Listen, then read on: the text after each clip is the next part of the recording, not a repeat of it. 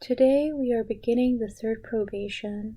All three of us met at Mother Margaret's, as the other sisters were having their probation in the novitiate.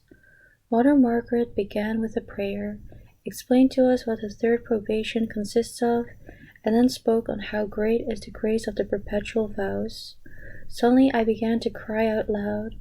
In an instant all God's graces appeared before the eyes of my soul, and I saw myself so wretched and ungrateful toward God. The sisters began to rebuke me, saying, "Why did she break out crying?" But Mother Margaret came to my defense, saying that she was not surprised. At the end of the hour I went before the Blessed Sacrament, and, like the greatest of most miserable wretches, I begged for his mercy that he might heal and purify my poor soul. Then I heard these words, "My daughter, all your miseries have been consumed in the flame of my love, like a little twig thrown into a roaring fire. By humbling yourself in this way, you draw upon yourself and upon other souls an entire sea of my mercy." I answered, "Jesus, mold my poor heart according to your divine delight." Throughout the third probation, it was my duty to help the sisters in the vestiary. This duty gave me many occasions to practice virtues. Sometimes I had to take linen to certain sisters 3 times, and still one could not satisfy them. But I also came to recognize the great virtues of some sisters who always asked for the poorest thing from the vestiary. I admired their spirit of humility and mortification. During Advent, a great yearning for God arose in my soul. My spirit rushed toward God with all its might. During that time, the Lord gave me much light to know his attributes. The first attribute which the Lord gave me to know is his holiness. His holiness is so great that all the powers and virtues tremble before him. The pure spirits veil their faces and lose themselves in unending adoration, and with one single word they express the highest form of adoration, that is, holy. The holiness of God is poured out upon the Church of God and upon every living soul in it, but not in the same degree. There are souls who are completely penetrated by God, and there are those who are barely alive. The second kind of knowledge which the Lord granted me concerns his justice.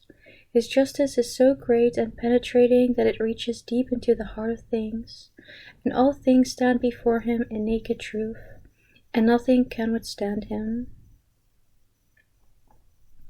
The third attribute is love and mercy, and I understood that the greatest attribute is love and mercy. It unites the creature with the Creator. This immense love and abyss of mercy are made known in the incarnation of the Word and in the redemption of humanity, and it is here that I saw this as the greatest of all God's attributes. Today I was cleaning the room of one of the sisters. Although I was trying to clean it with utmost care, she kept following me all the time and saying, "You've left a speck of dust here and a spot on the floor there." At each of her remarks I did each place over a dozen times just to satisfy her. It is not work that makes me tired, but all this talking and excessive demands. My whole day's martyrdom was not enough for her, so she went to the directress and complained, "Mother, who is this careless sister who doesn't know how to work quickly?" The next day I went again to the same job, without trying to explain myself. When she started driving me, I thought, "Jesus, one can be a silent martyr. It is not the work that wears you out, but this kind of martyrdom." I learned that certain people have a special gift for vexing others. They try you as best they can. The poor soul that falls into their hands can do nothing right. Her best efforts are maliciously criticized. Christmas Eve. Today I was closely united with the Mother of God. I relived her interior sentiments. In the evening, before the ceremony of the breaking of the wafer, I went into the chapel to break the wafer, in spirit with my loved ones, and I asked the Mother of God for graces for them. My spirit was totally steeped in God. During the midnight mass, I saw the child Jesus in the host, and my spirit was immersed in him. Although he was a tiny child, his majesty penetrated my soul. I was permeated to the depths of my being by this mystery, this great abasement on the part of God, this inconceivable emptying of himself. These sentiments remain vividly alive in my soul all through the festive season. Oh, we shall never comprehend this great self-abasement on the part of God, the more I think of it. One morning after Holy Communion, I heard this voice: I desire that you accompany me when I go to the sick. I answered that I was quite willing, but after a moment of reflection, I started wondering how I was going to do so.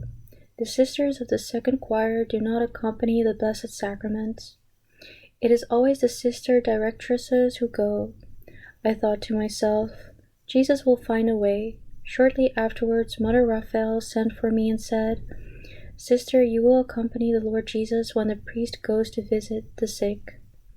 And all through the time of my probation, I carried the light, accompanying thee, the Lord, and as a knight of Jesus, I always tried to gird myself with an iron belt, for it would not be proper to accompany the king in everyday dress, and I offered this mortification for the sick. Holy Hour. During this hour, I tried to meditate on the Lord's Passion, but my soul was filled with joy, and suddenly I saw the child Jesus, but his majesty penetrated me to such an extent that I said, Jesus, you are so little, and yet I know that you are my Creator and Lord. And Jesus answered me, I am, and I keep company with you as a child to teach you humility and simplicity. I gathered all my sufferings and difficulties into a bouquet for Jesus for the day of our perpetual betrothal. Nothing was difficult for me when I remembered it was for my betrothed as a proof of my love for him. My silence for Jesus. I strove after great silence for Jesus. Amidst the greatest din, Jesus always found silence in my heart, although it sometimes cost me a lot. But what can be too great for Jesus, for him whom I love with all the strength of my heart? Today Jesus said to me, I desire that you know more profoundly the love that burns in my heart for souls, and you will understand this when you meditate upon my passion. Call upon my mercy on behalf of sinners. I desire their salvation. When you say this prayer with a contrite heart and with faith on behalf of some sinner, I will give him the grace of conversion. This is the prayer. O blood and water, which gushed forth from the heart of Jesus as a fount of mercy for us, I trust in you. During the last days of Carnival, when I was making a holy hour, I saw how the Lord Jesus suffered as he was being scourged. Oh, such an inconceivable agony! How terribly Jesus suffered during the scourging! O poor sinners, on a day of judgment, how will you face the Jesus whom you are now torturing so cruelly? His blood flowed to the ground, and in some places his flesh started to fall off. I saw a few bare bones on his back. The meek Jesus moaned softly and sighed. On one occasion, Jesus gave me to know how pleasing to him is the soul that faithfully keeps the rule. A soul will receive a greater reward for observing the rule than for penances and great mortifications. The latter will be rewarded also if they are undertaken over and above the rule, but they will not surpass the rule.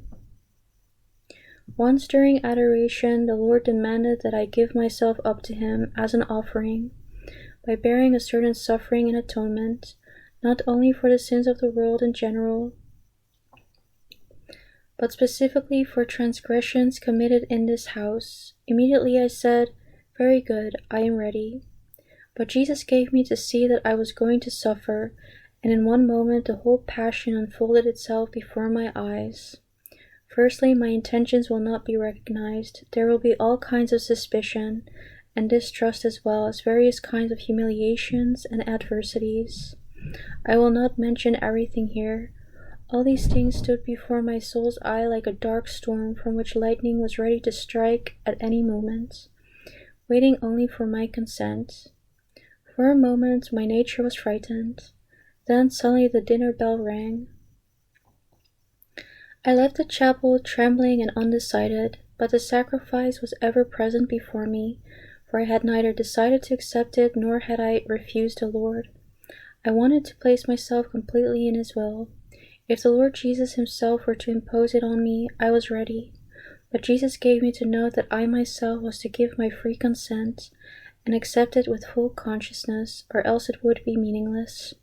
Its whole power was contained in my free act before God, but at the same time, Jesus gave me to understand that the decision was completely within my power.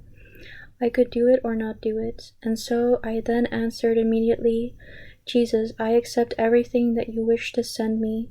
I trust in your goodness.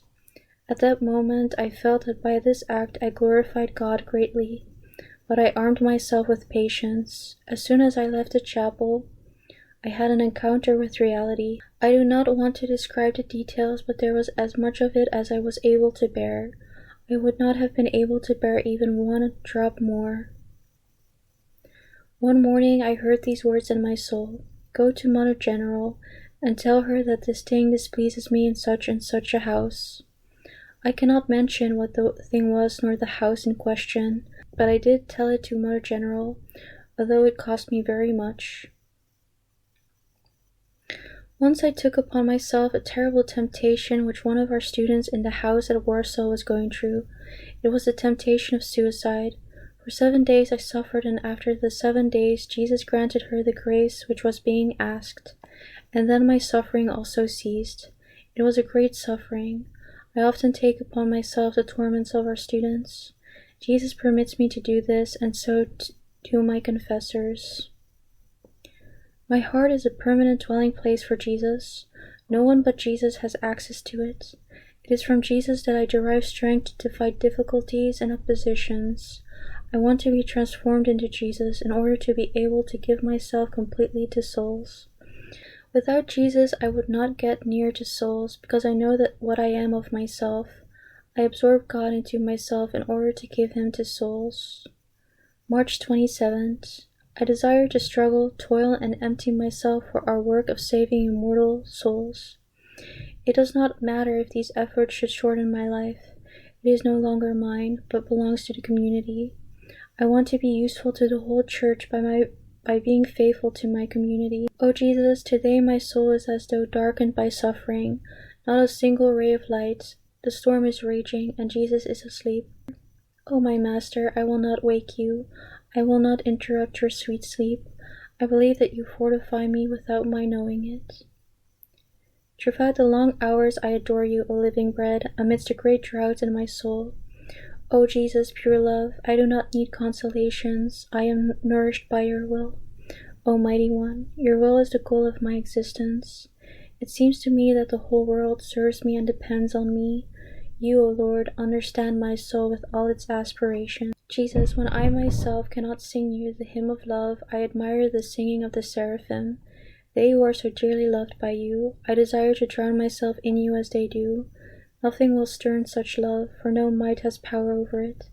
It is like lightning that illuminates the darkness, but does not remain in it. O my Master, shape my soul according to your will and your eternal designs.